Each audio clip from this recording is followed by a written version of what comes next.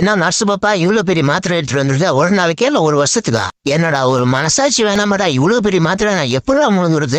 Nurse பாப்பா அங்க என்ன பண்ற? முடிஞ்ச நீ வந்து புடிப்பா, கொஞ்சம் எங்கிட்ட விளையாடுவா. வருவியா வரமாட்டியா வரலன்னா உன் பேச்சு காக்கா. குட்டி போனா உனக்கு குழம்பு ஏறி போச்சே, வந்து 4 ஊசி போடுறேன், அப்பதான் நீ அடங்குவ. எதுக்கு கூப்பிட்டு உள்ள ஓட்டான்? என்ன விஷயமா இருக்குன்னு தெரியலையே. என்னடா அது எதையே பூச்சி வச்சிருக்க, பயமா இருக்கா? கீழே போடுறா. கீழே போடுறான் அப்படின்னா நீ எனக்கு ஊசி போட மாட்டேன்னு சொல்லு, அப்பதான் கீழே போடுவா. எதைய பிடிச்சி வச்சுட்டு எனக்கு பயமா காட்டுறா, போறண்டாட்டா உனக்கு பெரிய ஊசி.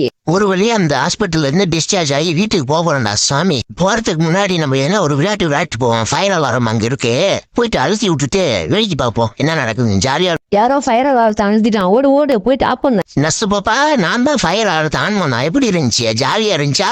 எப்படி நான் ஊசி போடக்கூடாதுன்னு சொல்லி எனக்கு ஊசி போட்டீங்களா? அதான் நர்ஸ் நம்ம சொல்றது எதையும் கேட்க மாட்டான், இன்னொரு ஊசி உனக்கு போட்ட வேண்டியதுதான்.